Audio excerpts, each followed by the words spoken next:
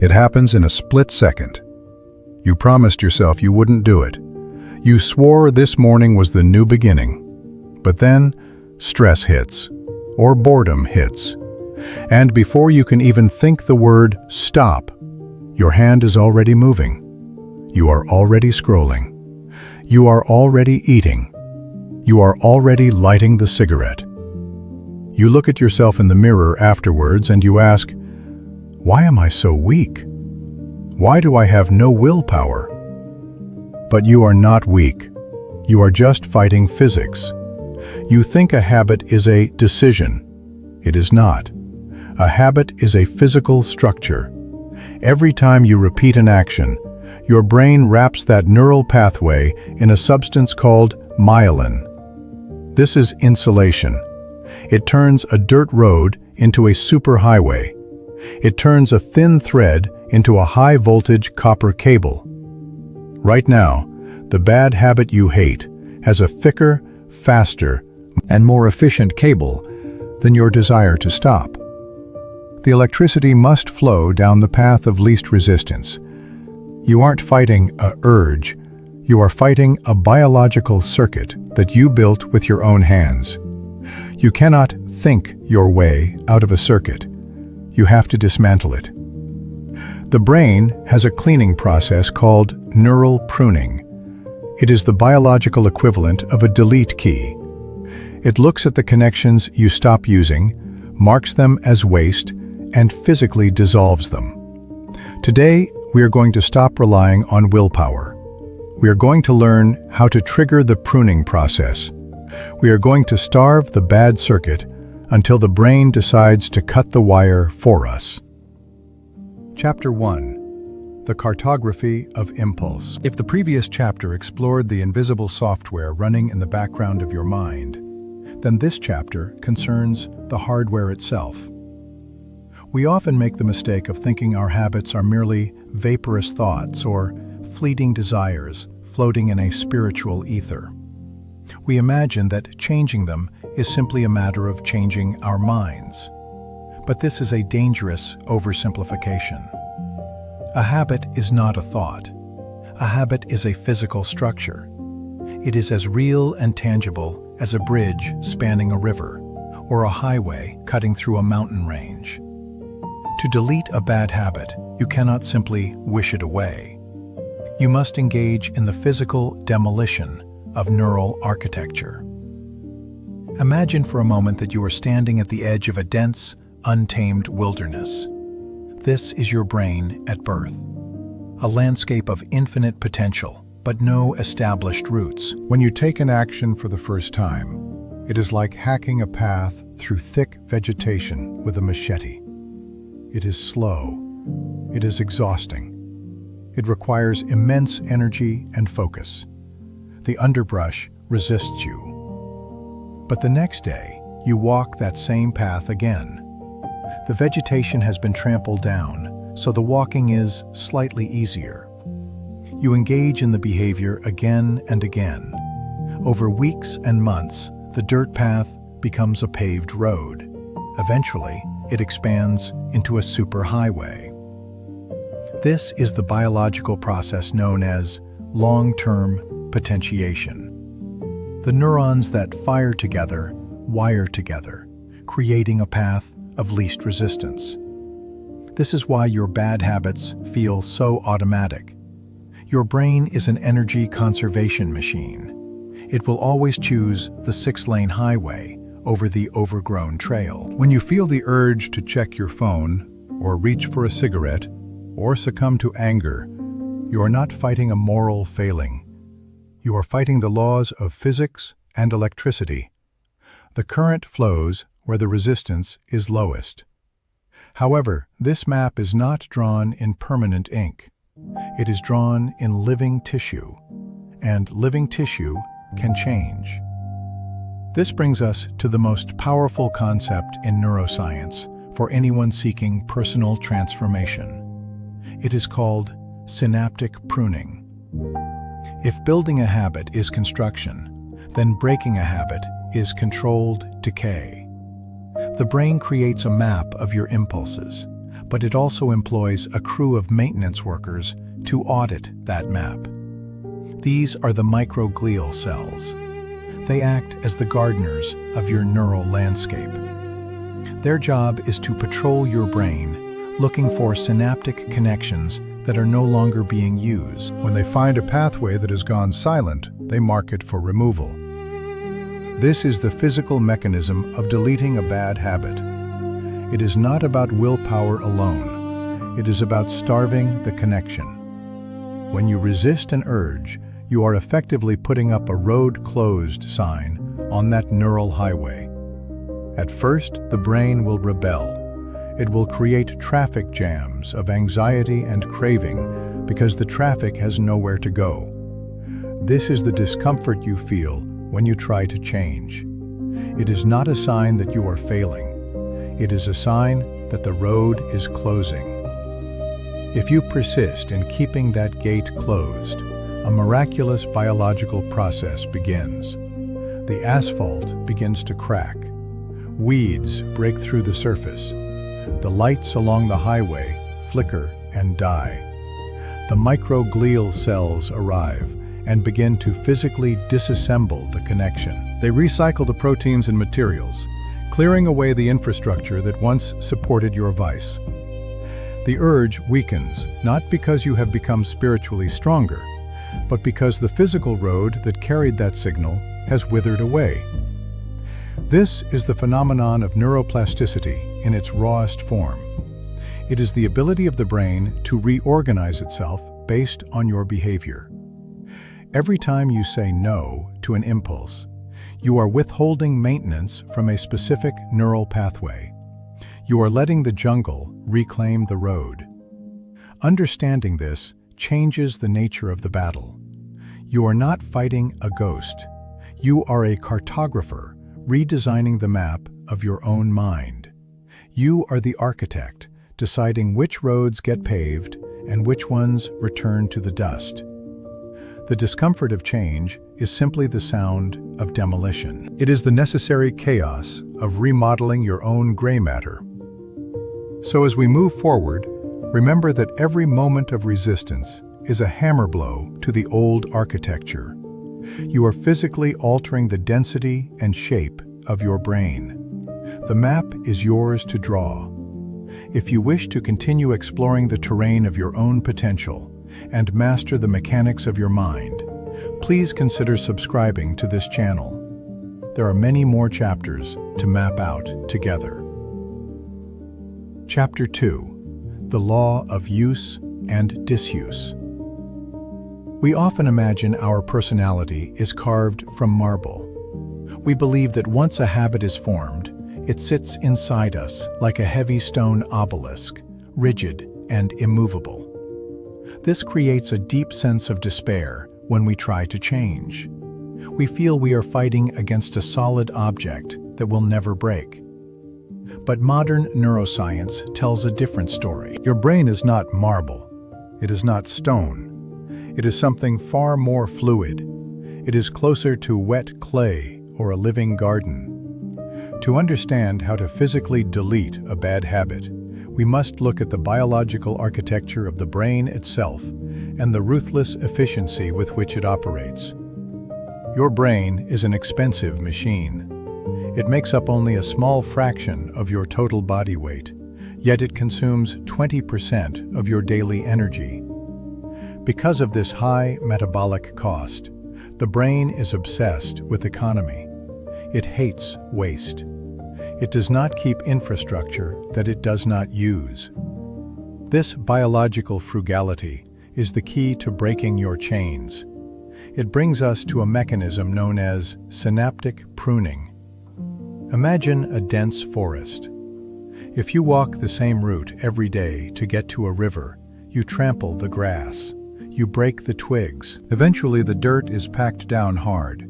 The path becomes wide and clear and easy to travel. You do not even have to think about where you are going. Your feet just follow the path of least resistance. This is exactly what a habit looks like in your brain.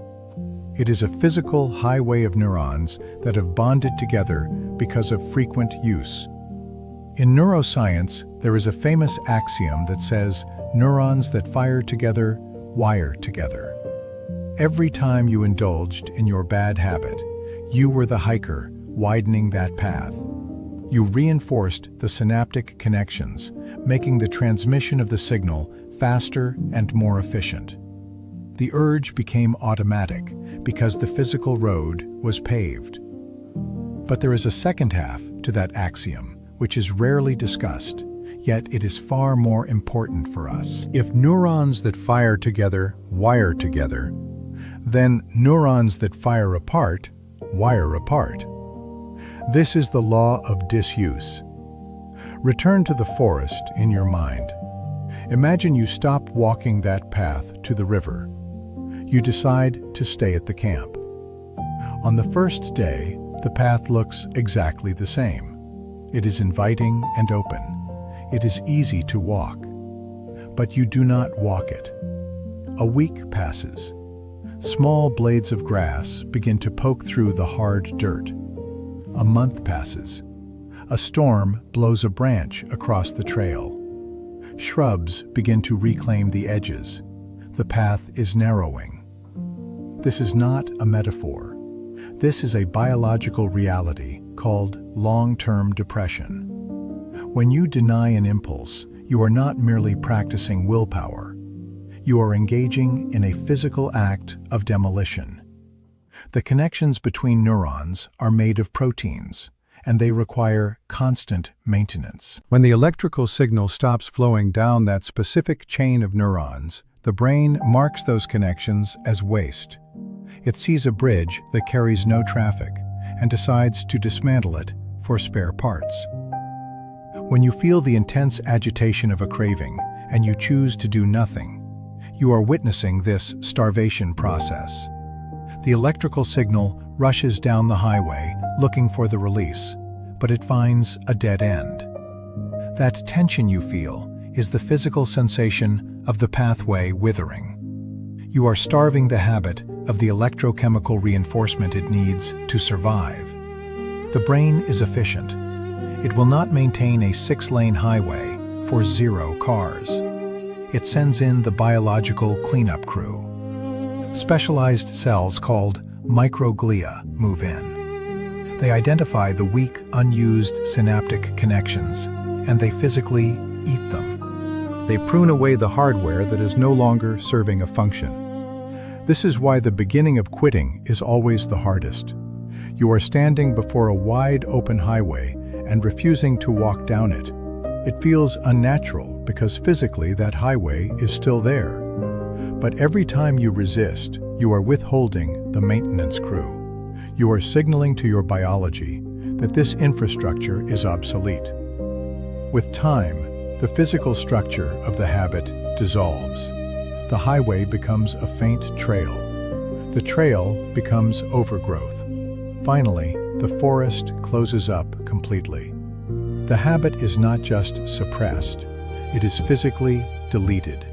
The hardware that ran the program has been dismantled, and the resources have been reallocated elsewhere. You have not just changed your mind, you have physically altered the structure of your brain through the power of disuse.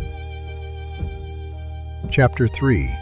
The Visual of Decay. We have mapped the terrain of your impulses, and we have established that action feeds the circuit. Now we must turn our eyes to the inverse. We must look at what happens when the traffic stops. This is the visual of decay. Think of your brain not as a static machine, but as a living landscape. It is a sprawling metropolis of electrical infrastructure. In this city, the roads that see the most traffic are constantly widened. They are paved with fresh asphalt and lit with bright lights. This is what happens when you repeat a habit. You are telling the city planners that this route is essential. But the brain is an economist at heart. It operates on a strict budget of energy and resources. It cannot afford to maintain highways that no one drives on. This brings us to one of the most fascinating mechanisms in human biology. It is a process called synaptic pruning. While the term might sound violent, it is actually an act of elegance. It is the way your brain keeps itself efficient. It is the physical removal of the neural pathways that are no longer serving a purpose. To understand this, we have to visualize the connection between two neurons. Imagine two cliffs separated by a gap. When you have a strong habit, there is a sturdy steel bridge connecting these cliffs. Information sprints across this bridge at lightning speed. This is why a bad habit feels so automatic. The moment the cue strikes, the signal crosses the bridge before you even have time to think. It is the path of least resistance. But now imagine you decide to stop. You feel the urge, but you do not act. You stand on the edge of the cliff, and you refuse to cross. At first, nothing seems to happen. The bridge is still there. The urge is still screaming for you to run across it. This is the hardest phase because the physical infrastructure remains intact, even though your behavior has changed. But if you hold your ground, something miraculous begins to happen at the cellular level. Your brain notices the silence. It notices that this massive, expensive steel bridge has not seen a single traveler in days. It marks the connection for demolition. This is where the visuals of decay set in. In the field of neuroscience, this concept is often paired with a phenomenon called long-term depression. This does not refer to a mood state, but to the depression of the electrical activity between synapses. The signal gets weaker. The conversation between the neurons becomes a whisper. Specialized cells called microglia enter the scene. You can think of them as the gardeners of the mind. They patrol the neural landscape, looking for weak and unused connections. When they find a synaptic terminal that has gone quiet, they latch onto it. They literally eat away the physical connection. They recycle the proteins and materials to be used elsewhere. Visually, this looks like a path in a deep forest that has been abandoned.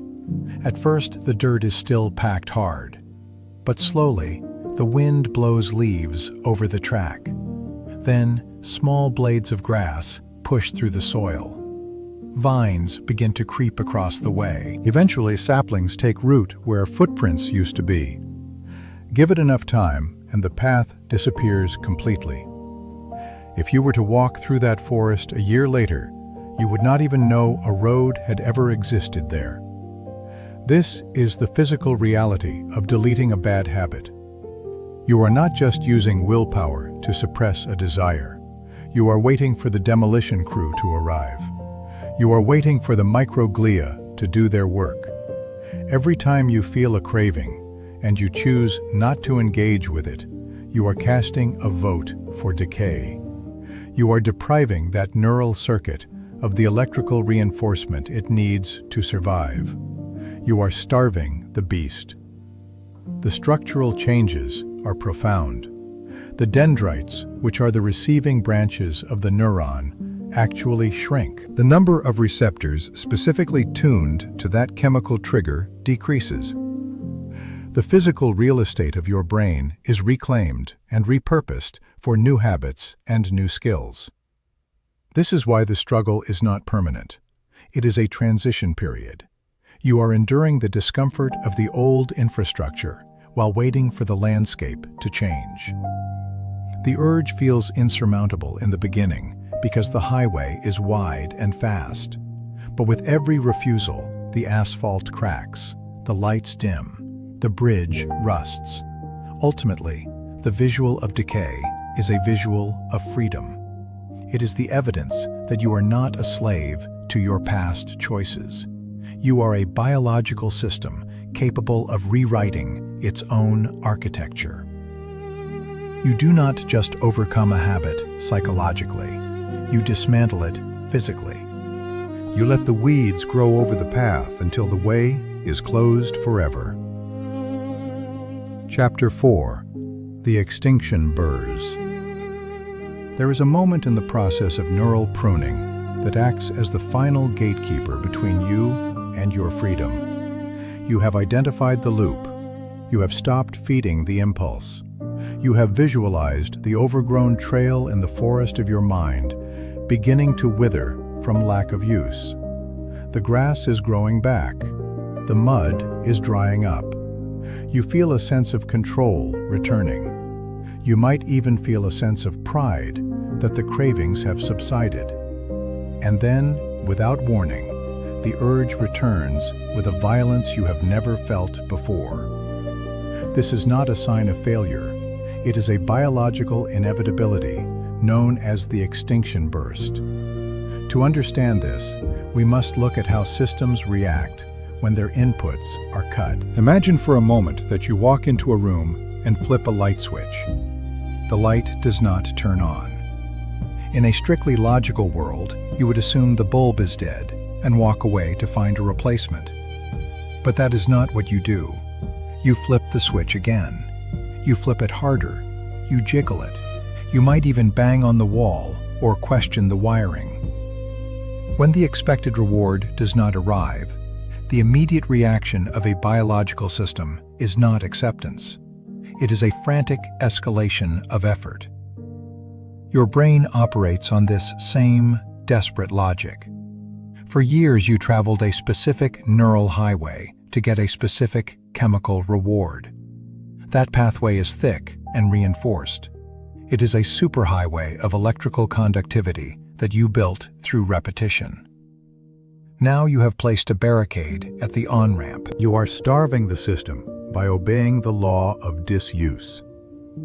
For the first few days, the brain is confused. It waits. But as the physical connection begins to degrade and the synaptic bridges start to dismantle themselves, the system panics. It launches a final, all-out assault to re-establish the flow of dopamine. This is the extinction burst. It is the dying gasp of a bad habit. It screams the loudest right before it goes silent. In the landscape of your mind, that withering gray pathway is pulsing with one last surge of energy. It is trying to force electricity through a cable that is already fraying. This creates an intense psychological spike. You feel anxious. You feel an overwhelming compulsion that dwarfs the urges you felt last week. You might feel physical agitation or a sudden emotional crash. The brain is throwing a tantrum. Think of a child in a grocery store denied candy. If the parent simply says no, the child does not immediately accept the new reality. The child screams, they cry, they escalate the volume to see if the parent will break. If the parent gives in during the scream, they have not just failed to stop the behavior, they have reinforced it. They have taught the child that screaming is the key to the lock. This is exactly what happens in your neurology during the extinction burst. This is the trap where most people surrender. They misinterpret the data. They think the addiction is getting stronger. They think they are weak. They think the strategy is failing because the noise in their head has reached a deafening crescendo. They tell themselves that this is permanent, but they are wrong. This spike is not a sign of permanence. It is a sign of volatility. The neural pathway is fighting for its life. The dendrites are trembling. The connections are unstable. If you give in now, you flood that dying pathway with fresh chemicals, and you solidify the connection stronger than it was before. You teach your brain that if it screams loud enough, you will eventually comply. You reinforce the tantrums of your own biology. However, there is a physical reality to this process that is on your side. Energy cannot be created or destroyed, but it can be dissipated. The brain is an efficient machine, and it hates wasting energy. The extinction burst is incredibly expensive for your metabolic system. It requires massive amounts of focus and chemical signaling to maintain that level of urgency. The only way to physically delete the structure is to weather the storm without moving a muscle. You must stand still and watch the tantrum unfold. You are the observer of the decay. You must recognize that this spike in intensity is actually the signal of victory. It means the connection is breaking. The brain is throwing everything it has at the wall because it knows it is losing. The neurons are firing in a chaotic spray because the organized structure is collapsing. If you hold the line, the burst will run out of fuel. It is physically impossible for the brain to maintain that level of high alert urgency without a reward to sustain it. The energy dissipates, the electrical storm fades, and then the real magic happens. The pathway finally snaps. The bridge collapses into the ravine. The urge does not just get quieter, it vanishes. You have survived the extinction burst, and on the other side is the silence you have been fighting for. This is how you delete the ghost in the machine. You let it scream until it has nothing left to say. Chapter 5. The Overgrowth. To understand how to physically delete a bad habit, we must first abandon the idea that the brain is a storage vessel. We tend to view the mind as an attic where we stack boxes of memories and skills. In that model, learning is simply addition. We add a new language, we add a new skill, we add a new routine. We assume that to change who we are, we must constantly add more to the pile. But the biology of the brain tells a different story. The master architect of human behavior is not addition, it is subtraction. This brings us to the concept of the overgrowth. When you were an infant, your brain was in a state of chaotic potential.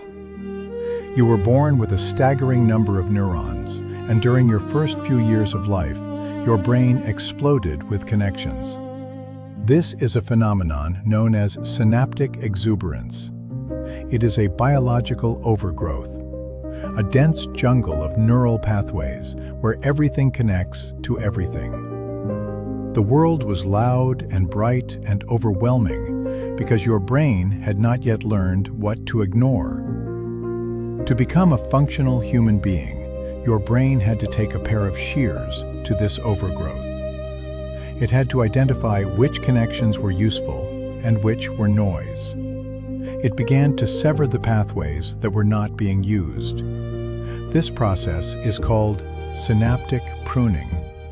It is the physical deletion of neural circuitry. This is the secret that the modern understanding of neuroplasticity offers us. We do not just grow habits. We can physically prune them away. Imagine your bad habit not as a mysterious demon, but as a physical structure within the gray matter of your skull. It is a thick bundle of synaptic connections.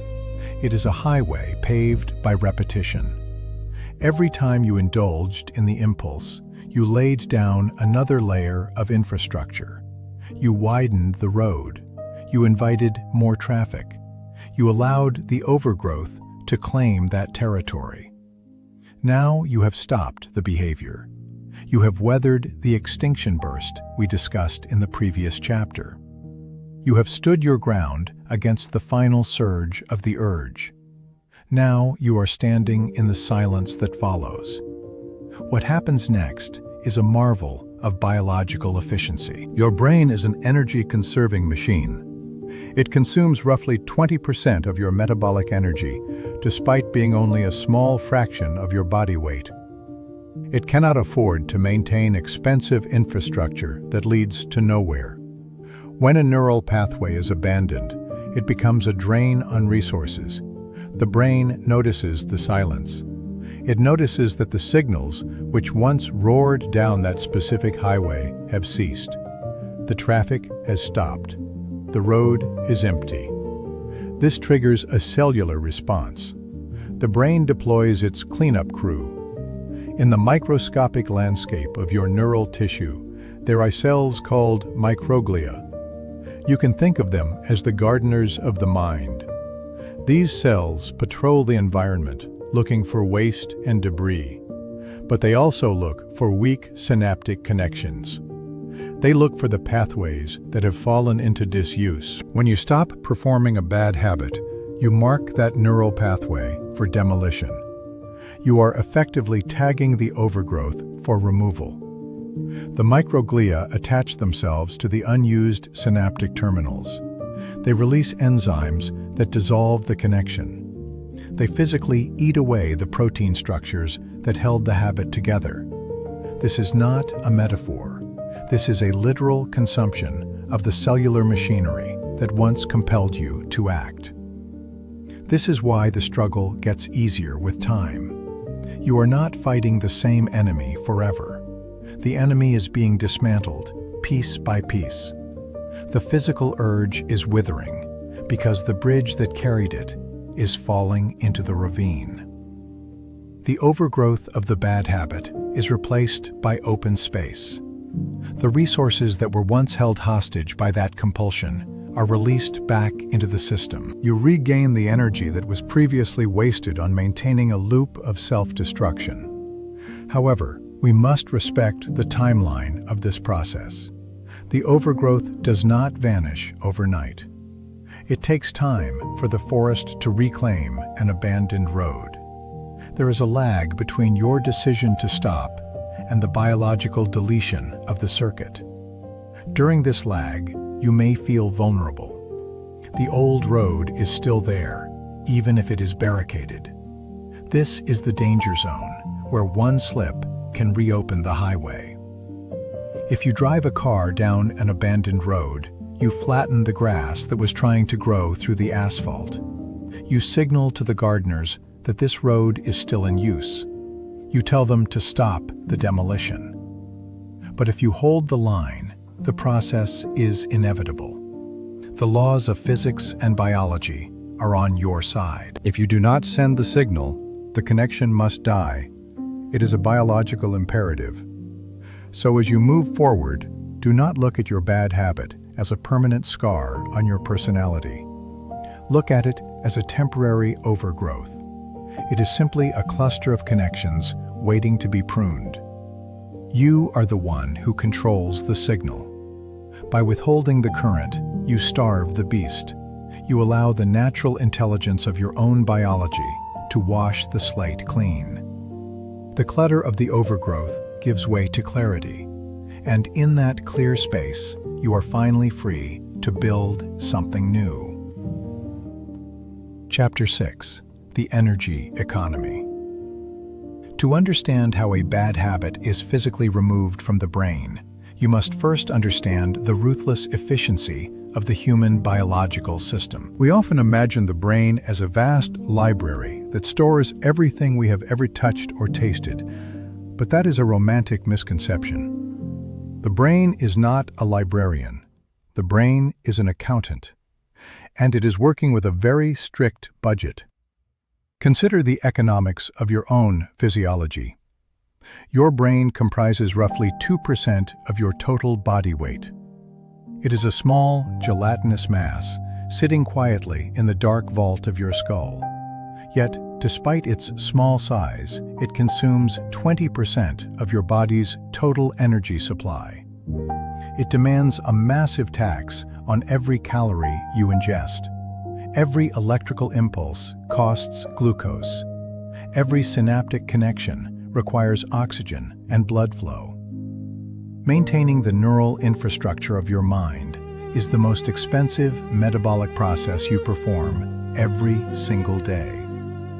This creates a biological imperative. The brain cannot afford to waste energy.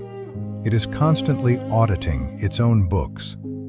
It looks for heavy expenditures that are yielding no return. This is where the concept of the energy economy becomes your greatest ally in destroying a bad habit. When you are deep in the throes of a compulsion, you have built what amounts to a superhighway in your neural circuitry. You have reinforced the synaptic connections with proteins and insulation called myelin. You have made the transmission of that bad habit fast and cheap. But maintaining that highway still costs resources. The neurons involved in that specific behavior are kept primed and ready to fire.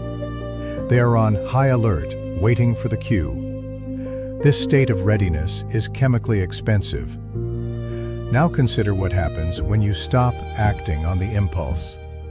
You enter the phase of resistance. You feel the urge, but you do not engage. You deny the request. At first, the brain protests because it has allocated a budget for this activity, and it expects the transaction to occur. But as you persist, a shift takes place in the ledger. The brain notices that this specific pathway is no longer trafficking data. The highway is empty. The neurons are firing, but they are not connecting to the reward. The feedback loop has been severed. In the cold calculation of the energy economy, this is a waste of precious resources. It is like keeping the lights on in a wing of a mansion that nobody has visited in years. This is when the physical process of neural pruning begins. It is not a metaphor. It is a biological demolition.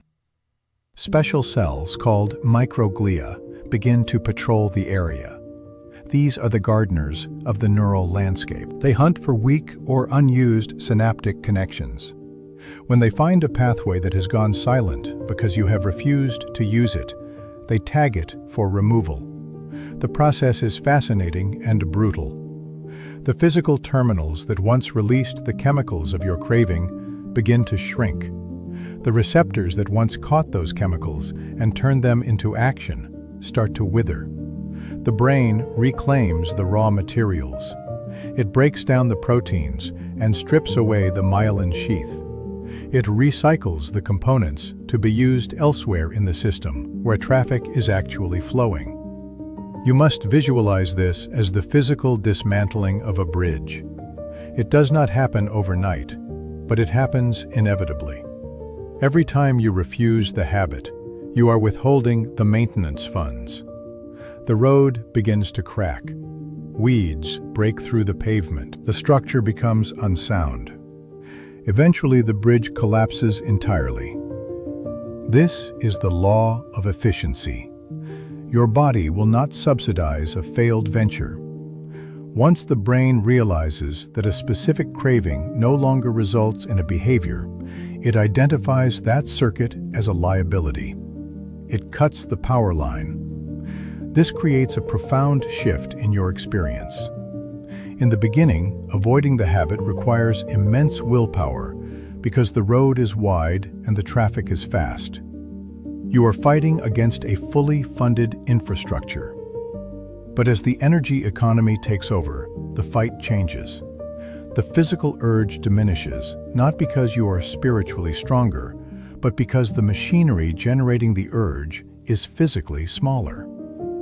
The neurons that once screamed for satisfaction now whisper. Eventually, they fall silent. They have been pruned away. The energy that was once trapped in that destructive cycle is released back into the general fund. It becomes available for new learning and new growth. You do not need to fight the habit forever. You only need to weather the storm until the accountant closes the account. Once the resources are cut, the habit does not just hide in the dark. It starves, it withers, and finally, it disappears. This is the promise of neuroplasticity. You are not deleting a file on a computer. You are tearing down the hardware itself. Welcome to Chapter 7, The Great Disconnect. We have spent the last 7 chapters navigating the noise of the mind. We have mapped the impulse. We have watched the struggle of the extinction burst and calculated the energy cost of resistance. We have treated the habit as a living thing that fights for its survival. But now we arrive at the turning point. This is the moment where the biology shifts from defense to renovation. This is where the struggle ends and the silence begins. You have likely heard the term neuroplasticity. It is a popular buzzword in self-improvement circles. Usually, it is sold as the ability to build. We are told that we can wire our brains for success or build new highways of thought. That is true, but it is only half the story. The most powerful function of neuroplasticity is not construction, it is destruction. It is the ability of the brain to physically dismantle the roads it no longer uses. This process is called synaptic pruning. Think of your brain as a hyper-efficient city planner. It operates on a strict budget of energy and oxygen. Maintaining a neural pathway costs resources. Every connection between neurons requires metabolic upkeep. It demands nutrients and chemical maintenance to keep the bridge open. Your brain is ruthless about efficiency. If a road is not being driven on, it does not just sit there gathering dust. The city planner looks at the traffic data. It sees that you have not walked down the pathway of that bad habit in 30 days. It sees that the signal traffic has dropped to 0. So it makes an executive decision. It decides that this infrastructure is a waste of precious resources. The order is given to disconnect. This is not a metaphor. This is a biological reality happening inside your skull. Specialized cells, known as microglia, act as the gardeners of the mind. They patrol the neural landscape, looking for weak and unused connections. When they find a synaptic terminal that has gone quiet, they get to work.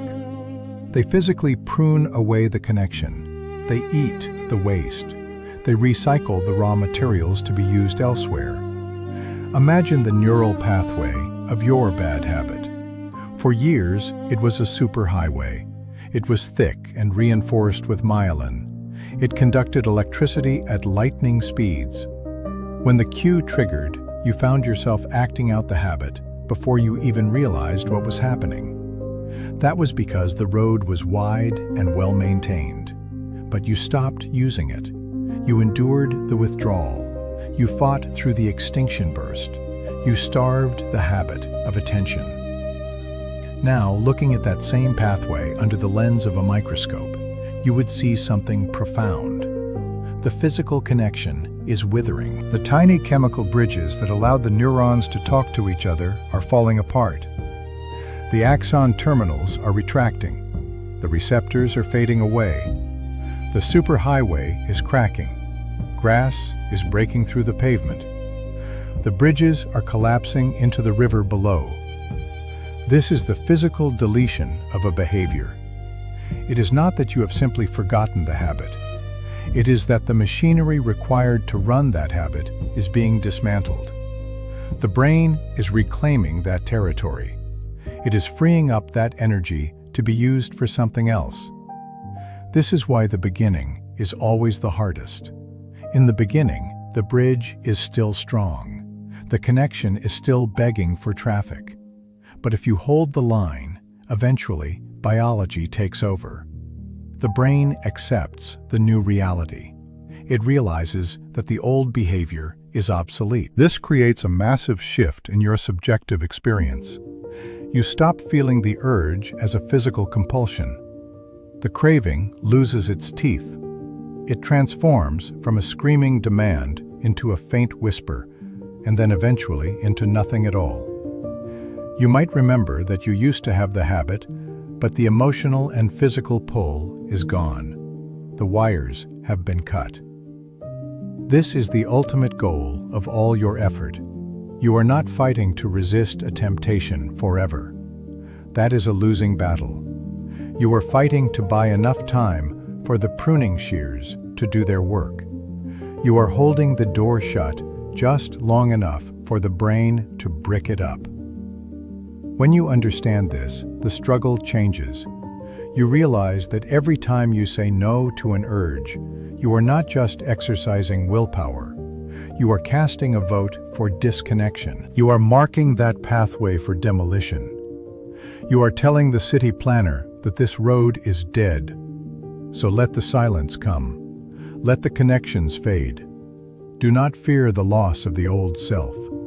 You are not losing anything of value. You are simply sweeping away the debris. You are clearing the land so that something new can grow in its place. The great disconnect is not an end.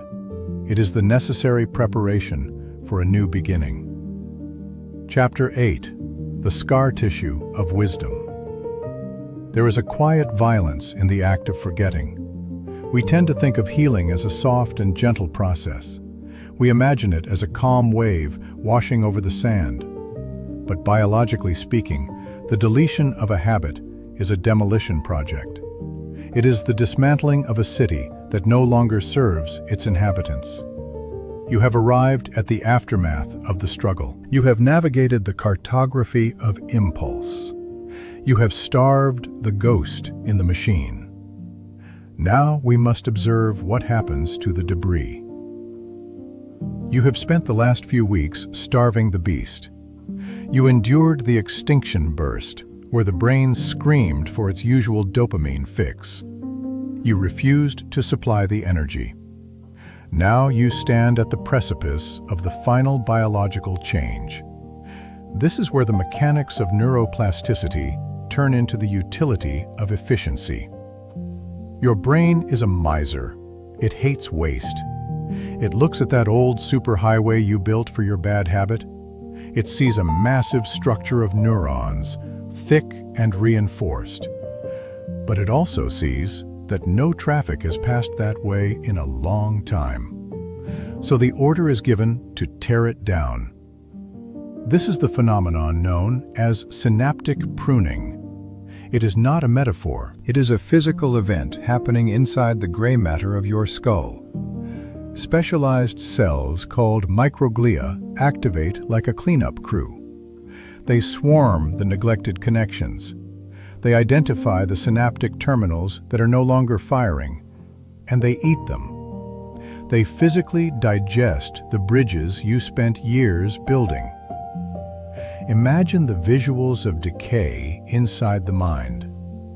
Picture a suspension bridge made of vines and wood. When you smoked that cigarette, or scrolled that feed, or ate that sugar, you were reinforcing the ropes. You were replacing rot with steel. You were widening the road. But now that you have stopped, the bridge is abandoned. The rain comes and the wind howls. Without your maintenance, the ropes fray. The planks rot. Eventually, the structure snaps and falls into the abyss below. The connection is severed. Let us look closer at the mechanism. In neuroscience, there is a phrase that says, neurons that fire together, wire together. That is the building phase. But the inverse is just as powerful. Neurons that are out of sync lose their link. This process is called long-term depression. It is the biological weakening of a connection. It is the fading of a signal. When you stop performing the habit, you are engaging this system. You are telling your brain that this specific sequence of actions is no longer relevant to your survival.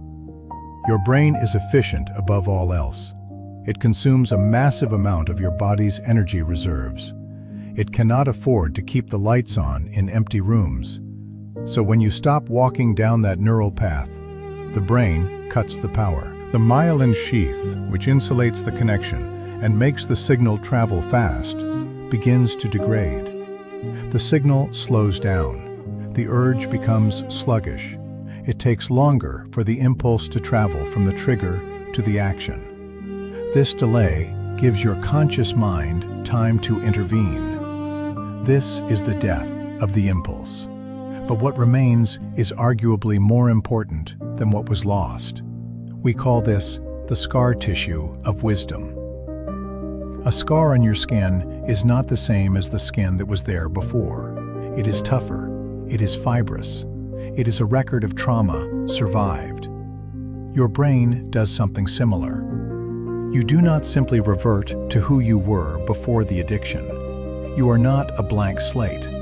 You are someone who fought a war and won. The neural pathway for the habit is gone, but the memory of the struggle remains.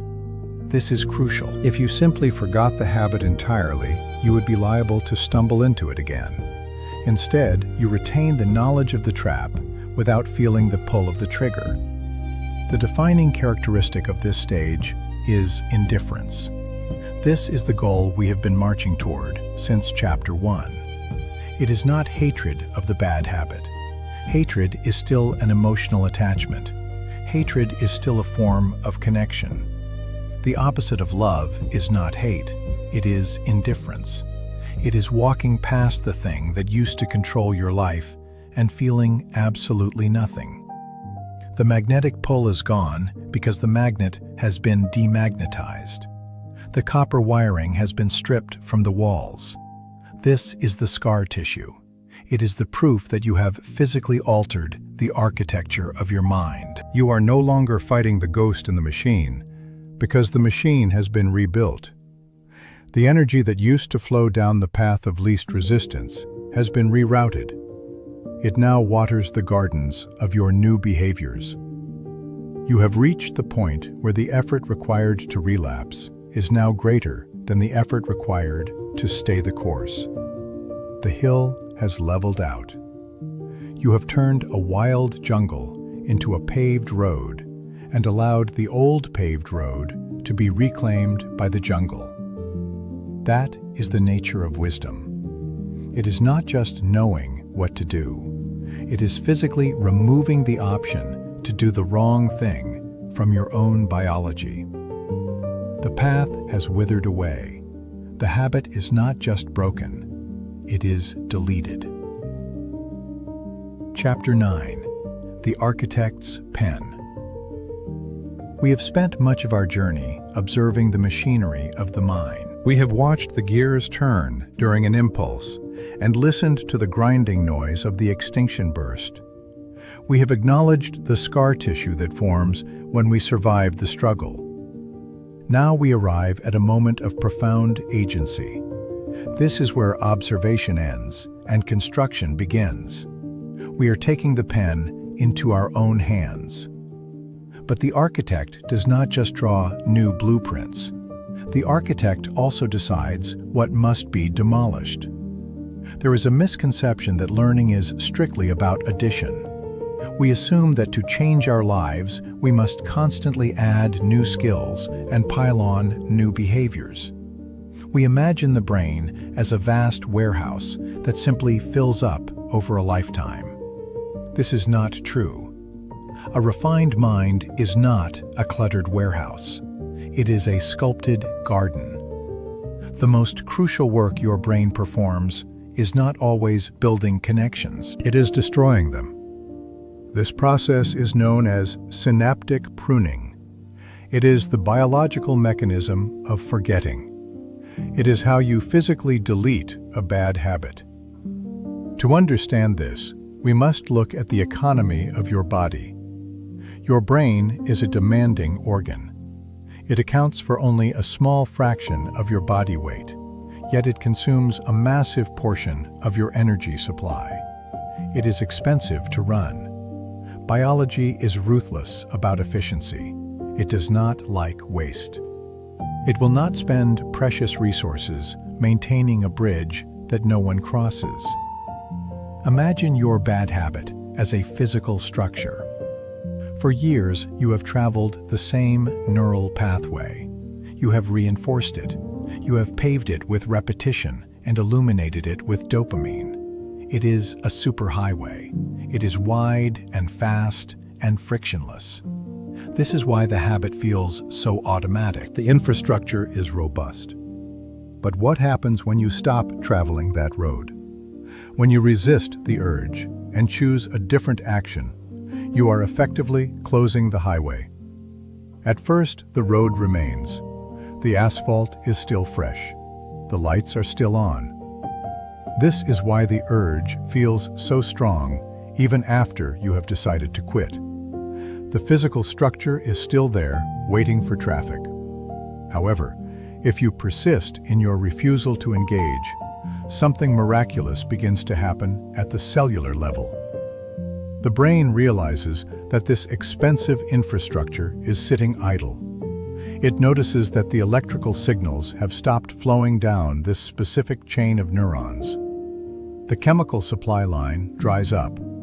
The cleanup crew arrives. Specialized cells within your brain begin to dismantle the connection. This is not a metaphor. It is a physical dismantling. The synaptic terminals that once reached out to connect with one another begin to shrink. The chemical receptors that were waiting for the hit of dopamine are reabsorbed into the cell. The bond weakens. Visualize a suspension bridge made of vines in a jungle. As long as people walk across it daily, the vines are trampled and the path is clear. But if the tribe moves away, the jungle reclaims the space. Vines wither and snap. The wood rots. Eventually, the gap widens until the two sides are no longer connected. This is what is happening inside your skull when you endure the discomfort of change. You are not suffering without purpose. You are waiting for the bridge to rot. Every time you feel an urge and do not act on it, you are withholding the maintenance crew. You are denying the pathway the energy it needs to survive. You are starving the habit. This gives a new meaning to the concept of willpower. It is not about fighting a ghost. It is about outlasting a physical structure. You are waiting for the biology to catch up with your psychology. You have made the decision to change, but your brain needs time to physically deconstruct the old road. There is a profound freedom in knowing this. It means that the pull of the old habit is not permanent. It feels permanent because the road is still there today, but it will not be there forever. If you stop walking it, the grass will grow through the pavement. The lights will go dark. The neurons will literally pull apart from one another. This is the power of the architect. You do not delete a habit by fighting it with emotion. You delete it by neglect. You treat the old impulse with absolute indifference. You withdraw your attention and your action. You let the natural laws of decay take over. The pen in your hand is an instrument of focus. When you focus on a new behavior, you write a new line of code. But where you withhold your focus, the ink fades. The paper becomes blank again. You are not cursed with your past behaviors. You are simply currently wired for them. And wires can be cut. As we move into the final phase of our understanding, remember that you are not just the passenger in this machine. You are the engineer. You have the power to disconnect the power source.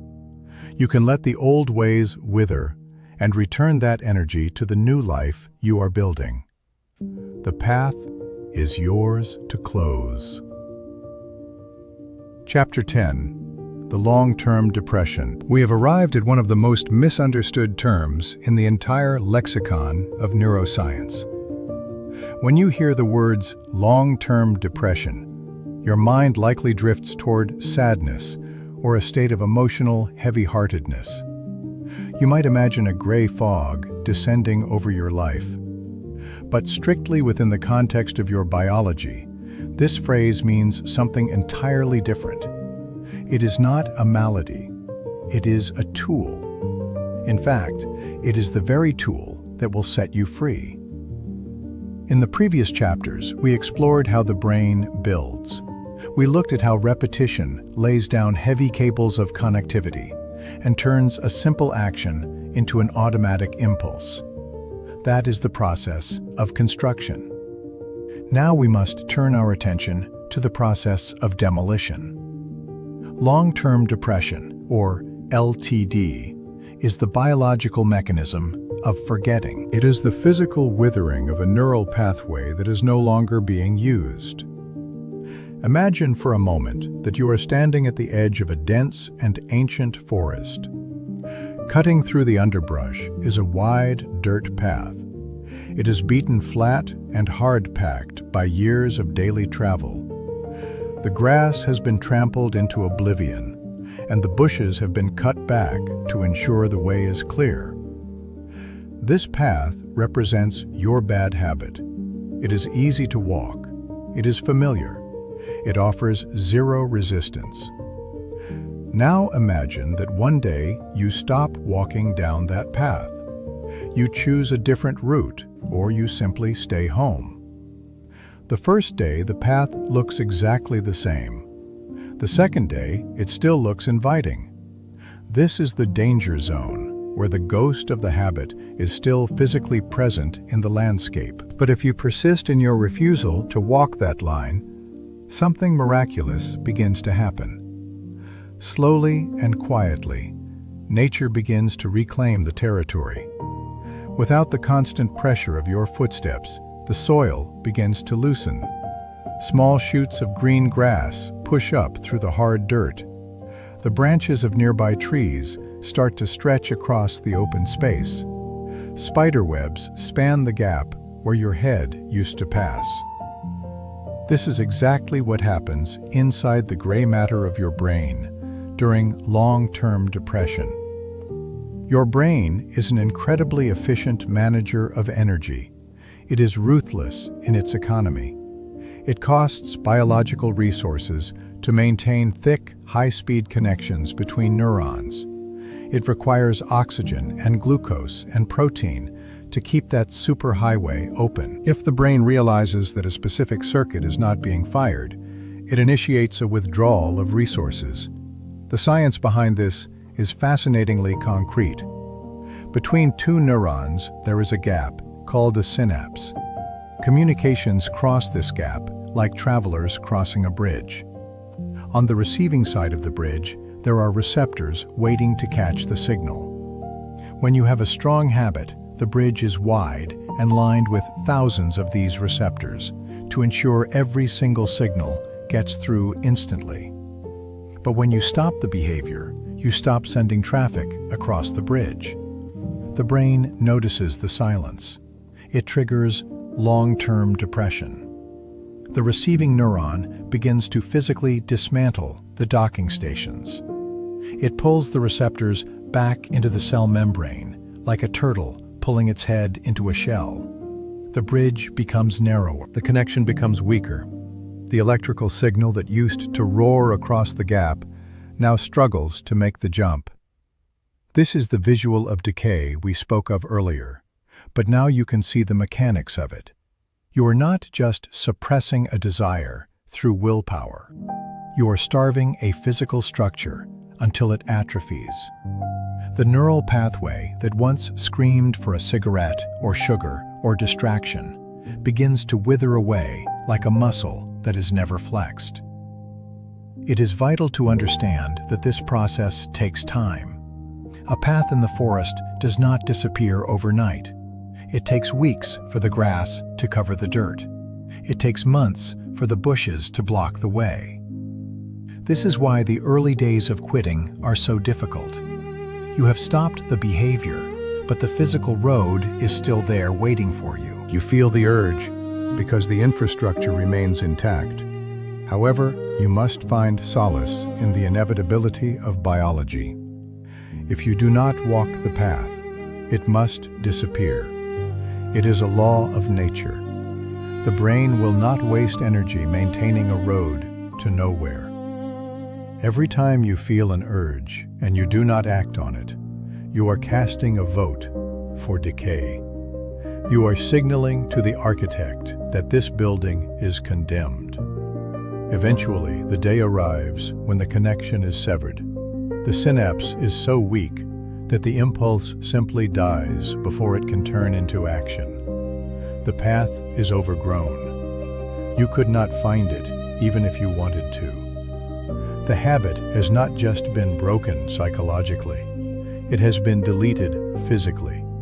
You have pruned the dead weight from your mind, and in its place, you have left room for something new to grow. This is the promise of long-term depression. It is the ability to edit the very manuscript of your own biology. Epilogue: The Gardener. We have reached the end of our journey through the architecture of the mind.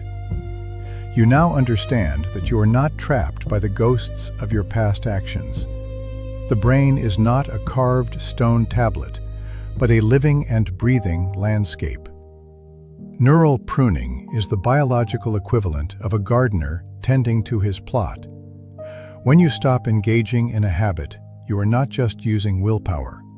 You are physically starving a specific neural pathway of its resources. The synaptic connections that once fired with such intensity begin to weaken, and eventually they disconnect entirely. This is the tangible reality of change. You do not need to fight a violent war against your impulses. You simply need to become a patient gardener. You observe the overgrown paths of your old behaviors, and you choose to walk a different way. With every refusal, the old road crumbles a little more. The grass grows back over the dirt, and the route disappears from the map. The power to reshape your biology lies in these quiet, daily decisions. As those old pathways wither away into silence, you will find that you have constructed a new self.